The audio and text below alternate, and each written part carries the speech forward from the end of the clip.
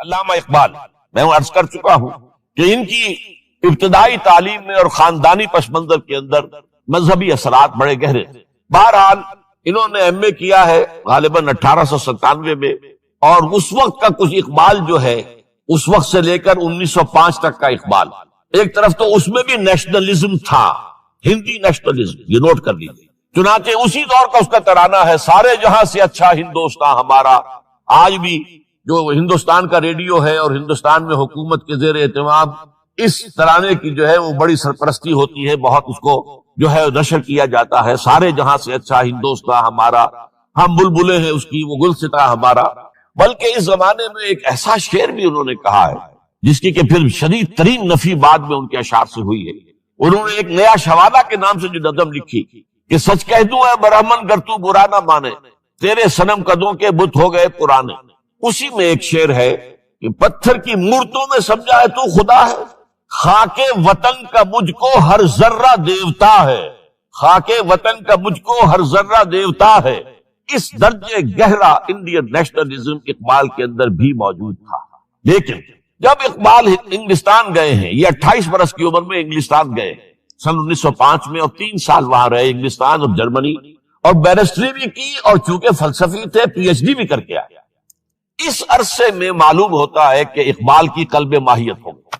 یہ میرا ایک تجربہ ہے، بڑا پرانا ہے، میرا مشاہدہ تھا۔ 1970 میں پہلی مرتبہ میں انگلستان گیا تھا، میرے چھوٹے بھائی وہاں زیر تعلیم تھے، انہوں نے بلایا تھا۔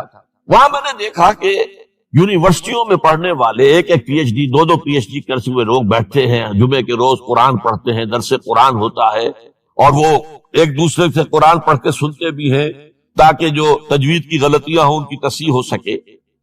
اور میں نے سوچا کہ پاکستان میں اس سطح کے لوگ جو ہیں کبھی اس قسم کی مصروفیت میں مبتلا مجھے تو نظر نہیں آئے۔ تو اس کا مجھے ایک اصل میں تجزیہ میرا یہ تھا کہ جن لوگوں کی بنیادی تربیت میں اور خاندانی اثرات میں مذہب کا ایلیمنٹ موجود ہوتا ہے، چاہے وہ ہندوستان میں رہتے ہوئے وہ زیادہ ظاہر نہ ہو، نمایاں نہ ہو، اس کے آثار سامنے نہ آئے، لیکن جب وہ ایک مخالف ماحول میں پہنچتے ہیں، اس مخالف ماحول میں ان کے اندر کا وہ چنگاری ان کی جو ہے وہ شعلہ بن کر بھڑکتی ہے۔ چنانچہ یہ معاملہ میں نے پھر بعد میں امریکہ میں بھی دیکھا، ہر جگہ دیکھا ہے کہ وہاں 2 نتیجے ہوتے ہیں، یا تو یہ کہ ایک آدمی ڈاؤن دی ڈرین گیا تو وہاں کی تہذیب میں رگا گیا شراب اور یہ اور وہ اور رقص اور سب یہ ساری چیزیں آ گئی، اور یا پھر جو بچ گیا جس کے اندر دین کا کوئی حمیت کا شائبہ تھا وہ پھر بھڑکتا ہے، پھر وہ ایکٹیوسٹ ہوتے ہیں، وہ کام کرتے ہیں۔ لہذا یہ معاملہ جو ہے علامہ اقبال کے ساتھ پیش آیا، اور خود انہوں نے کہا بھی ہے مسلمان کو مسلمان کر دیا طوفان مغرب نے۔ وہاں سے جب یہ واپس آئے ہیں تو اب نوٹ کیجئے 1908 سے 1930 تک یہ جو 22 برس ہیں، علامہ اقبال نے کیا کیا نوٹ کیجئے۔ وہ آپ جانتے بھی ہیں، میں صرف گنوا رہا ہوں۔ اسلام کے نظام فکر اور فلسفہ اور حکمت کو بیان کیا، اپنی شاعری کے ذریعے سے بھی، اپنی نثر کے ذریعے سے۔ قرآن کی ایک نہایت جدید اور بہت عمدہ تفسیر، اگرچہ تفسیر کے نام سے آپ کو کہیں تفسیر اقبال نہیں ملے گی، لیکن کلام اقبال خود تفسیر ہے، خود دعویٰ کرتا ہے کہ میرے پیغام میں سوائے قرآن کے کچھ نہیں ہے۔ گر دلم آئی نئے بے جوہر است، ورب حرفم غیر قرآن مزمر است، پردہ ناموس فکرم چاک کن، ای خیابہ راز خارم پاک کن۔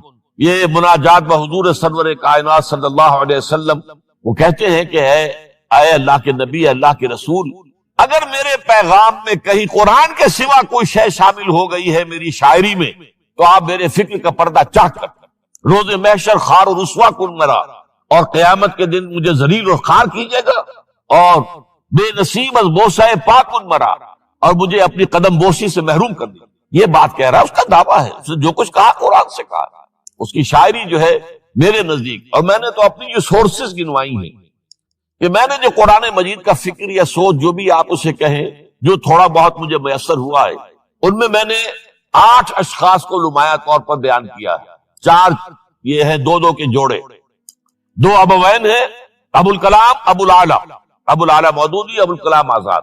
2 دکترین ہیں، ڈاکٹر اقبال، ڈاکٹر رفیع الدین۔ 2 شیخین ہیں، شیخ الہند مولانا محمود حسن، جن کا ترجمہ ہے قرآن مجید کا، اور اس پر حواشی ہے شیخ الاسلام شبیر احمد عثمانی۔ 2 ہی عین، مولانا فراہی اور مولانا اصلاحی، جنہوں نے قرآن مجید کے مضامین کے اندر جو اندرونی نظم ہے اسے واضح کیا۔ علامہ اقبال میری ایک بہت بڑی سوچ، بلکہ سب سے زیادہ گہرا اثر مجھ پر جو ہے بچپن سے جو ہوا ہے وہ تو علامہ اقبال کا ہے۔ 5ویں جماعت کا طالب علم تھا جب ان کا یہ شعر میرے ذہن میں کہیں چپک کر رہ گیا ہے، جواب شکوہ کا، وہ زمانے میں معزز تھے مسلمان ہو کر اور تم خار ہوئے تارک قرآن ہو کر۔ پھر علامہ اقبال نے مغربی فکر پر شدید تنقید کی، بہت بڑا ناقد، اور خاص طور پر مغربی تہذیب جو ہے اس کی نفی۔ یہ سارا کام کیا اور اس سب سے بڑھ کر وہ تجدید ملت اسلامی کا علمبردار بن کر سامنے آیا۔ اس نے خوشخبری دی کہ دنیا میں اسلام کے غلبے کا دور آنے والا ہے۔ ملت اسلامیہ جو اس وقت دبی ہوئی ہے، پسی ہوئی ہے، پوری دنیا میں پامال ہے۔ آپ کو معلوم ہے کہ پہلی جنگ عظیم کے بعد کیا صورت ہو گئی تھی؟ سلطنت عثمانیہ کے جب دھجیاں بکھیر دی گئی اور کولونیل امپیریلزم جو ہے پورے عالم اسلام پر حکمران تھا، پورا عالم اسلام جو ہے محکوم، اگرچہ یہ دبے ہوئے ہیں، پسے ہوئے ہیں، گرے ہوئے، لیکن ان کا دوبارہ غلبہ ہوگا، یہ ابھریں گے، ملت اسلامیہ کی تجدید ہوگی، اسلام کی نشت ثانیہ ہوگی، اسلام کے روشن مستقبل کے مبشر بن کر علامہ اقبال سامنے آئے۔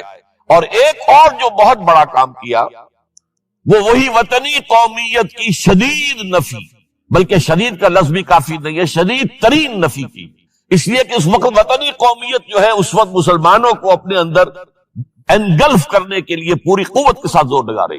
میں نے علامہ اقبال کے حوالے سے جو باتیں کی ہیں کہ احیاء فکر اسلامی اور تجدید ملت اسلامی، اس کے ساتھ ساتھ ہندوؤں میں کیا ہو رہا تھا اس دور میں، ان کے ہاں بھی ان کی مذہبی تجدید کا عمل بڑی شدت کے ساتھ شروع ہوا۔ اس میں بھی چند ناموں کا میں تذکرہ کرنا چاہوں گا۔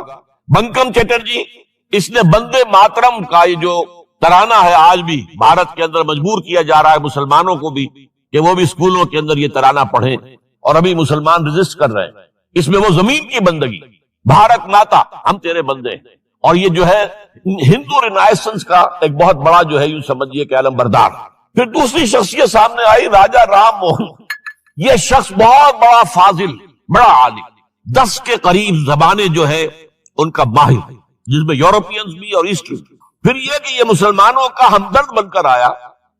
انگریز نے جب یہاں پر ان کے پادریوں نے تثلیث کی تلقین شروع کی ہے تو آئینہ توحید کے نام سے اس نے کتابچہ لکھا اس کی نفی کے لیے۔ اس حوالے سے یہ کچھ ایسی شخصیت بننے کی کوشش کر رہا تھا کہ مسلمان بھی اس کو قبول کرے، اور اس کے بعد پھر اس نے برہمو سماج کے نام سے ایک ادارہ قائم کیا۔ یہ وہی تھا کہ جو اس سے پہلے اکبر نے جو فلسفہ دیا تھا دین الہی، بھئی اللہ کا معاملہ کرو، صرف اللہ کو سب مانتے ہیں، صرف نام ہے مختلف ہے، کسی نے کوئی نام رکھ دیا، کوئی مہادیو کہتا ہے، کوئی کچھ کہتا ہے، کوئی گاڈ کہتا ہے، سب خدا کو تو سب مانتے ہیں۔ یہ جو رسالت کا معاملہ ہے اور شریعت کا معاملہ ہے، یہ فساد کی جڑ ہے۔ رسالت کی بنیاد پر شریعتیں مختلف، عبادتیں مختلف، ذرا اس کو پیچھے ڈالو۔ تو دین اکبری یا دین الہی اس کا نام تھا۔ اس کے اندر بھی در حقیقت کوشش یہ تھی کہ تمام مذاہب کو ایک ہاون دستے میں ڈال کے اور اس کو کوٹ کے اور چھان پیس کے ایک صفوف بنا کر ایک کامن مذہب ہندوستان کا وجود میں لایا جائے۔ بہرحال اس وقت اللہ تعالیٰ نے کھڑا کیا ہے حضرت مجدد الفسانی رحمۃ اللہ علیہ کو، کہ جنہوں نے اس فتنے کی سرکوبی کی۔ اس نے بھی مجلس ازدی کے نام سے ایسا ہی ادارہ شروع کیا، اور یہ گویا کہ ٹھنڈی چھری کے مانند، اس لیے کہ اسلام کا دار و مدار تو رسالت پر ہے۔ بقول اقبال، بمصطفیٰ برسا خویش را کے دی ہماؤس، اگر بہو نہ رسیدی تمام بول حبیث۔ اسلام کا تو سارا معاملہ، دین جو ہے اس کا سارا جو مدار، دار و مدار ہے وہ رسالت پر ہے، نبوت پر ہے، اسی پر شریعت کا سارا دار و مدار ہے۔ رسالت سے کاٹ دیجئے، حدیث سے کاٹ دیجئے، سنت سے کاٹ دیجئے، تو پھر قرآن کو پھر موم کی ناک بنا کر جو چاہیں آپ تعبیر کر لیں، جو چاہیں تشریح کر لیں، جدھر چاہیں اسے موم کی ناک کی طرح بوڑ کر لے جائیں۔ بہرحال اس معاملے میں بھی پھر ایک تیسری تحریک جو شروع ہوئی وہ بہت ملیٹنٹ تھی، آریہ سماج، دیانند سرسوتی، یہ ملیٹنٹ تھی اور بڑی اس کی جو ہے پذیرائی ہوئی ہندو معاشرے میں۔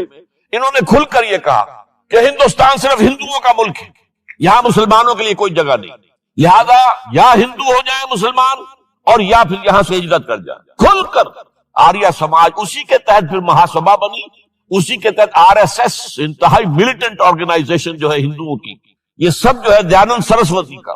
یہ اسی طریقے سے پھر شدی کی تحریک شروع ہو چکی تھی، ریکلیم کرو مسلمانوں کو، یہ ہم ہی میں سے تھے، ان کے آباء و اجداد کہیں جو ہے مسلمان ہو گئے، انہیں واپس لو۔ چنانچہ راجستھان کے علاقے میں جہاں بڑی جہالت تھی، مسلمانوں میں علم نہیں تھا، بس کہیں بزرگوں کے کسی زیر اثر فیض سے، کسی صوفی کے وہ اسلام تو لے آئے لیکن تربیت کا کوئی انتظام ہوا ہی نہیں، مسلمان حکومتوں نے کیا ہی نہیں، کچھ بھی نہیں کیا.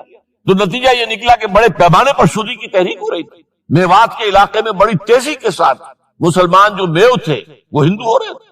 اسی پر تحریک اٹھائی ہے مولانا الیاس رحمت اللہ علیہ نے.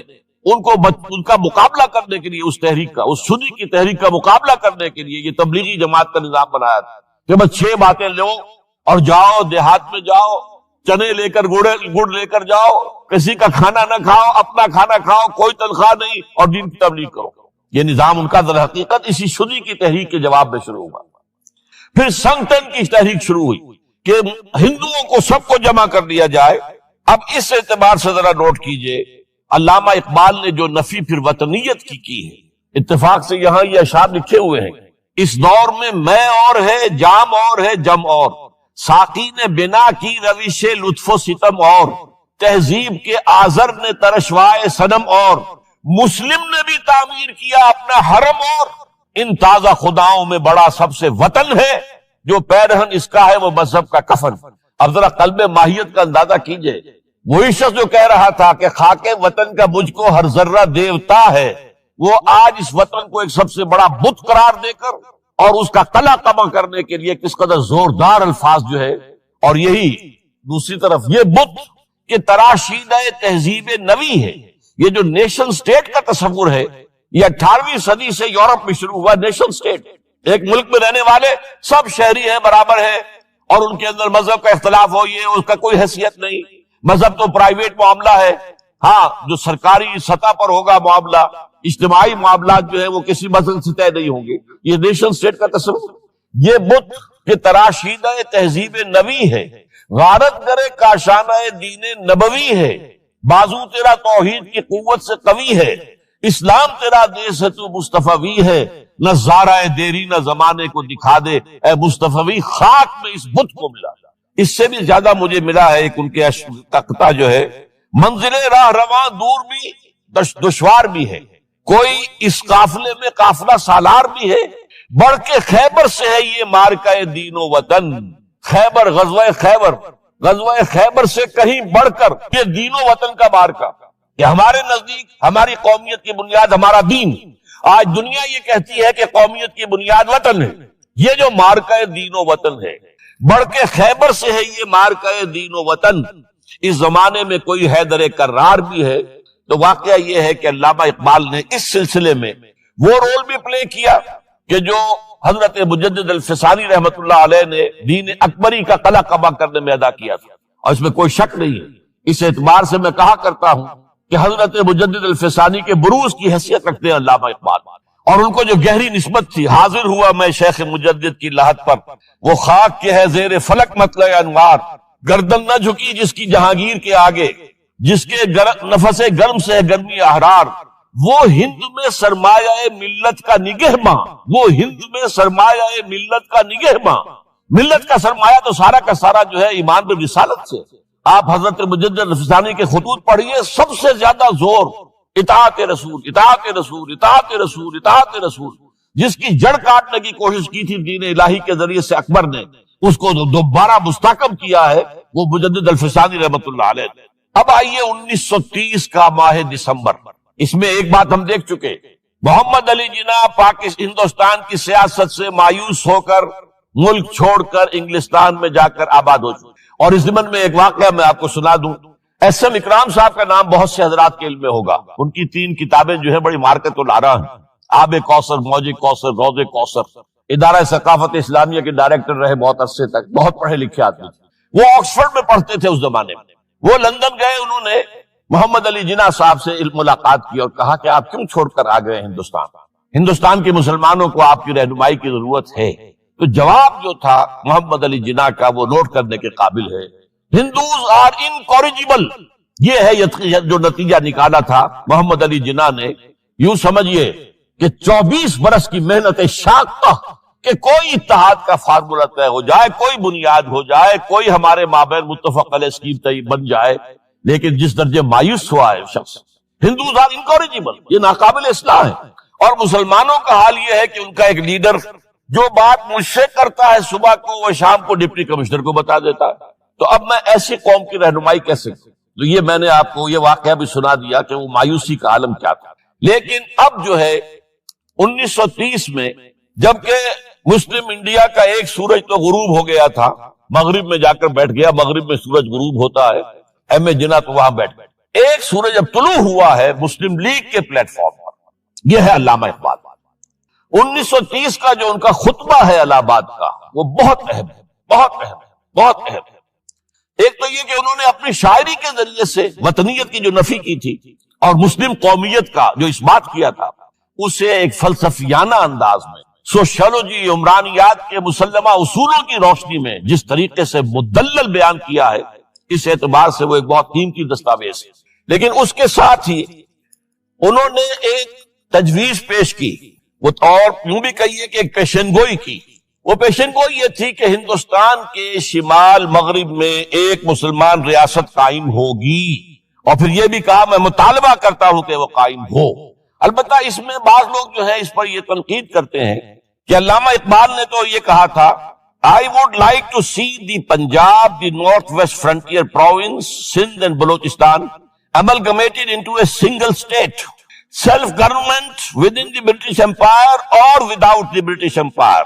The formation of a consolidated Northwest Indian Muslim state appears to me to be the final destiny of the Muslims, at least of Northwest India. اس میں اعتراض یہ کیا جاتا ہے کہ علامہ اقبال نے تو ہندوستان کے اندر برطانیہ کے حکومت کے اندر کے لیے تجویز دی تھی، لیکن یہ بات غلط ہے. اصل میں نوٹ یہ کیجئے کہ 1930 تک تو اس کا کوئی امکان ہی نظر نہیں آتا تھا کہ انگریز ہندوستان چھوڑ کے چلا جائے گا. تو اس وقت کے لیے ان کی تجویز یہ تھی کہ ہندوستان میں ایک صوبہ بنا دیا جائے، یہ آج کا پاکستان، یا یوں سمجھیے کہ جو کچھ عرصے پہلے 1 یونٹ بنا تھا، برٹش انڈیا میں بھی یہ 1 یونٹ کی حیثیت سے ایک سٹیٹ بن جائے، تاکہ اس علاقے میں مسلمانوں کے اندر جو کچھ قومیتی کچھ تھوڑا تھوڑا فرق ہے، کلچر کا فرق ہے، کچھ ان طرح کی چیزیں، زبانوں کا فرق ہے، تو یہ جو ہے مل جل کر ان کے اندر ایک قوم کا تصور جو ہے باقاعدہ پیدا ہو. اسی لیے وہ کہتے ہیں I demand the formation of a consolidated Muslim state in the best interest of India and Islam. اب اس میں وہ بات یہ کہتے ہیں کہ for Islam it will be an opportunity to rid itself of the stamp that Arabian imperialism was forced to give it, to mobilize its laws, its education, its culture, and to bring them into closer contact with its own original spirit and with the spirit of the modern time. وہ کہتے ہیں کہ اگر ایسا ہو گیا، ایک تو یہ کہ ڈیسٹنی ہے، ہوگا رہے گا، شمال مغربی ہند کے اندر ایک مسلمان ریاست قائم ہو کر رہے گی. اب یہ پروفیسی بھی تھی، پیشن گوئی، اور یہ بھی کہ میں مطالبہ کرتا ہوں، ایک تجویز بھی تھی. لیکن اس کا جو اصل عنصر ہے، جو میرے نزدیک جو انقلابی حصہ ہے، جہاں تک ہندوستان کی جو تقسیم کا معاملہ ہے، یہ اور بھی بہت سے لوگوں کی طرف سے یہ باتیں آتی رہی تھی. میرے پاس یہاں پہ 14 نام لکھے ہوئے ہیں جنہوں نے ہندوستان کی تقسیم کا تذکرہ کیا. لیکن جس انداز میں، جس پلیٹ فارم پر آل انڈیا مسلم لیگ کا جو اینول سیشن ہے اور اس میں صدر کی حیثیت سے خطبہ دے رہا ایک شخص، تو یہ حیثیت جو ہے یہ بہت نمایاں، اور اس میں جس انداز میں بات کہی گئی ہے اس میں جو ایک پازیٹیو عنصر ہے. اگر ایسا ہو گیا، ایک نارتھ ویسٹ آف انڈیا میں مسلمان ریاست قائم ہو گئی، تو ہمیں ایک موقع مل جائے گا کہ عرب امپیریلزم، اب نوٹ کیجیے، عرب امپیریلزم سے مراد کیا ہے؟ عربوں کا دور ملوکیت. اس سے پہلا کیا تھا؟ خلافت راشدہ. اصل اسلام، دور بنو امیہ تو اصل اسلام نہیں تھا، حکومتی سطح پر تو بالکل اسلام نہیں تھا. وہی دور ہے جس میں کہ سانحہ کربلا ہوا ہے، واقعہ ہررا ہوا ہے، ظلم کی انتہا ہوئی ہے، سینکڑوں تابعین کو حجاج ابن یوسف نے شہید کیا ہے. اس کو حدیث کے اندر بھی کہا گیا ہے ملکن اعظم، کاٹ کھانے والی ملوکیت. اس کے بعد جو ہے دور آیا ہے بنو عباس کا، وہ محل بنے ہیں شاندار، جو ہے جو بھی بادشاہوں کے ہاں ہوتا تھا وہ سارا کا سارا معاملہ آیا ہے. تو اب دنیا اسلام کو ان کے آئینے میں دیکھتی ہے، وہ سمجھتی ہے یہ اسلام ہے، لہذا اس میں تو کوئی شے ایسی نہیں ہے جو اٹریکٹ کر سکے، جو کسی قوم کو اسلام کی طرف جو ہے وہ کھینچ سکے. تو یہ جو امپریشن ہے جو کہ اس دور ملوک کی عرب امپیریلزم کا لفظ استعمال کیا ہے، اسلام کے چہرے پر جو بدنما داغ اور دھبے آ گئے ہیں، انہیں ہٹا کر وہ جس کی اوریجنل پیورٹی ہے، اور ظاہر بات ہے کہ دور ملوکیت سے پہلے خلافت راشدہ، تو گویا کہ اس میں اگرچہ نام خلافت راشدہ کا نہیں لیا گیا ہے، لیکن یہ ہے کہ بات مراد وہی ہے. لیکن اور اس میں بھی جو بڑی حکیمانہ بات ہے کہ ہم اس کو bring them into closer contact with its old original spirit، جو اصل اسلام کی اصل روح ہے، and with the spirit of the modern times, اس زمانے کے جو تقاضے ہیں ان کے مطابق اجتہاد کے دروازے کو کھول کر اور ہم ایک ایسا نظام جو ہے وہ یہاں پر قائم کریں۔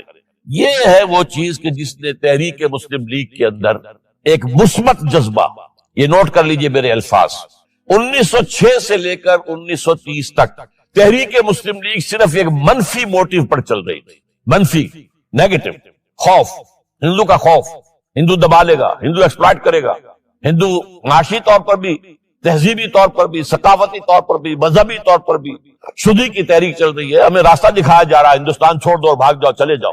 یہ سارا خوف کا عنصر تھا، اور اس میں تحفظات تلاش کرنے، کوئی ایسی یقین دہانیاں کہ وہ مسلمانوں کے حالات بہتر ہو جائیں، اس کے علاوہ کوئی اور موٹیو نہیں تھا، یہ منفی موٹیو تھا۔ اور اس کی وجہ ساتھ ہی یہ ہے کہ مسلم لیگ اس وقت تک کوئی عوامی جماعت تھی ہی نہیں، بلکہ کچھ خواص، اونچے لوگ، نوابوں اور نوابزادوں اور ان ایسے لوگوں کی جو ہے یہ ایک جماعت تھی۔ لیکن 37 میں جو یہ انجیکشن لگا ہے یہ پازیٹیو ہے۔ اس کی مثال میں دیا کرتا ہوں کہ کوئی مریض پڑا ہوا اپنے بیڈ پر اور گلوکوز کی بوتل لگی ہوئی ہے اور ایک ٹیوب چل رہی ہے، تو اس کے اندر ہی کوئی اب انجیکشن لگانا ہے تو اس ٹیوب میں لگا دیتے ہیں، ایسا نہ ہو کہ کوئی اور پرک دینی پڑے مریض کو اور اسے تکلیف ہو۔ تو گویا کہ مسلم لیگ کا جو بھی وہ ایک نظام تھا اس میں ایک انجیکشن لگایا ہے علامہ اقبال نے 1930 کے خطبے میں۔ اگلی بات، اس کے بعد یہی انجیکشن علامہ اقبال نے لندن میں مسٹر محمد علی جناح کے ذہن و فکر میں لگایا ہے۔ اس کا واقعہ کیا ہے؟ 3 گول میز کانفرنسیں ہوئی تھی، پہلی اور دوسری میں محمد علی جناح بھی شریک تھے، تیسری 1932 میں ہوئی، اب وہ شریک نہیں ہوئی، اس لیے کہ وہ سیاست چھوڑ چکے، وہ تو سیاست کو خیر بات کہہ کر اب پریکٹس کر رہے تھے، لیکن علامہ اقبال اس میں گئے تھے، وہاں موقع ملا، قریبی ملاقاتیں ہوئیں، گفتگویں ہوئیں، اور ان ملاقاتوں کے نتیجے میں یہی انجیکشن علامہ اقبال نے محمد علی جناح کے ذہن اور فکر کے اندر لگایا ہے کہ بات کرو اسلام کے احیاء کی، وہ چیز کہ جو مسلمانوں کے جذبات کے اندر گرمی پیدا کرے، حرارت پیدا کرے۔ اس حوالے سے یہ جو انجیکشن لگایا گیا ہے اسی سے پھر یہ کہ ان کے مزاج کے اندر ایک تبدیلی آئی۔ کچھ اور لوگوں نے بھی انہیں کہا ہوا تھا، لیکن یہ کہ خاص طور پر یہ بات اقبال کی تھی جس کی اپنی ایک حیثیت تھی۔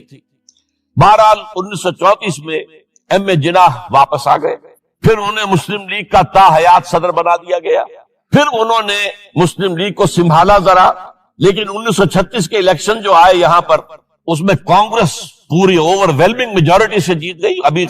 ابھی محمد علی جناح کو موقع ملا ہی نہیں تھا کہ ابھی مسلم لیگ کو سنبھال سکتے، اور ان جو وزارتیں بنی تھی اس دور میں کانگریس کی، انہوں نے جو سلوک مسلمانوں کے ساتھ کیا، جو مظالم ڈھائے، جو انہیں دبایا اور ان کے حقوق کو پامال کیا، اس سے وہ نیگیٹو جو ایک موٹیو تھا وہ بھی اور قوی ہو گیا۔ اور اس کے بعد پھر محمد علی جناح نے 1937 سے لے کر 1947 تک، ایک لفظ میں استعمال کر رہا ہوں، آپ گھبرا نہ جائیں، 1937 سے 1947 تک اسلام کی قوالی گائی، پورے 10 برس اسلام اسلام اسلام اسلام، ہمیں اسلام چاہیے، اسلامی تہذیب ہم چاہتے ہیں، اسلامی قانون ہم چاہتے ہیں، ہمارے قوانین اور ہیں، ہمارا مذہب نہیں ہے، وہ دین ہے، وہ زندگی کے تمام معاملات پر۔ یہ جو ہے میں قوالی اس لیے کہہ رہا ہوں کہ قوالی میں تکرار ہوتی ہے، جس تکرار کے ساتھ یہ اب اس موقع پر آ کر محمد علی جناح قائد اعظم بن گئے۔ مسلمانوں کے دلوں کی بات، اقبال نے جو ولولہ پیدا کر دیا تھا، ایک ولولہ تازہ دیا میں نے دلوں کو، لاہور سے تا خاک بخارا اور سمرقند، وہ جو ولولہ تھا، جو غلغلہ تھا، اب محمد علی جناح کی زبان سے جب وہ بات آئی ہے تو یہ مسلمانوں کے دل کی آواز تھی، ان کی روح کی پکار تھی۔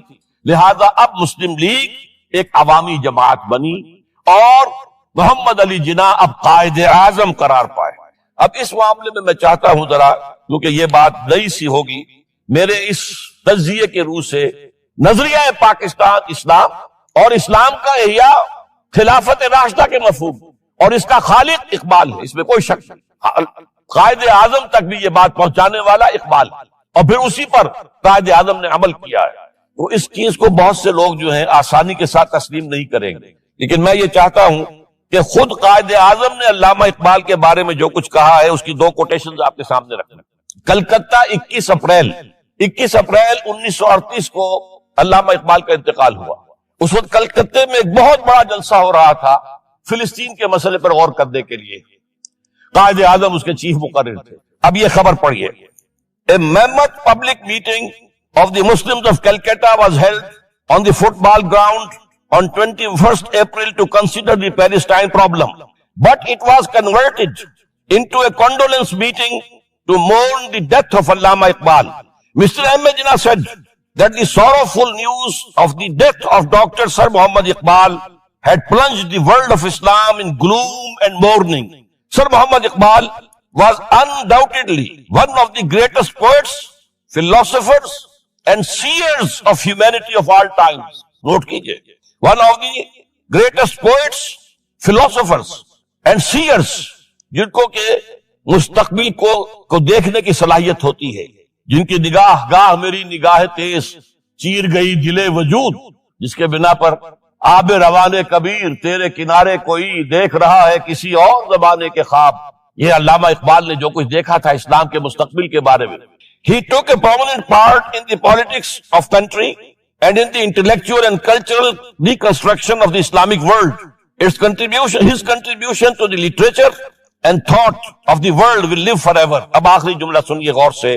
To me, he was a personal friend, number 1, philosopher, number 2, and guide, number 3, and as such the main source of my inspiration and spiritual support.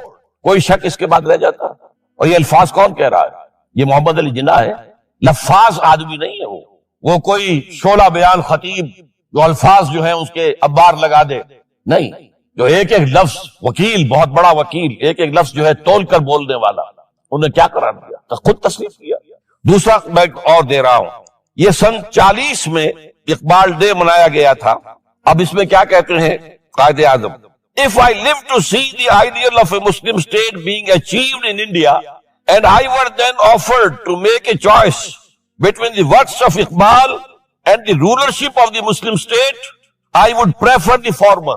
اگر ہم کامیاب ہو جاتے ہیں کہ اسلامی ریاست قائم کرنے میں، مسلمان ریاست قائم کرنے میں، اور اس کے بعد میرے سامنے چوائس رکھا جاتا ہے کہ یا تو علامہ اقبال کا کلام لے لو اور یا حکومت کے سربراہ بن جاؤ، تو میں علامہ اقبال کے کلام کو ترجیح. اور سنیے. Continuing, Mr. Jinnah said that in April 1936, he thought of transforming the Muslim League, which was then only an academic institution, into a parliament of the Muslims of India. From that time to the end of his life, he continued. Iqbal stood like a rock by him. Iqbal, Mr. Jinnah said, was not only a great poet who had permanent place in the history of the world's best literature. He was a dynamic personality who during his lifetime made the greatest contribution towards rousing and developing of Muslim national consciousness. اب اس کے بعد جو ہے نظریہ پاکستان کیا تھا اور اس کا خالق کون تھا، اس کو اچھی طرح سمجھ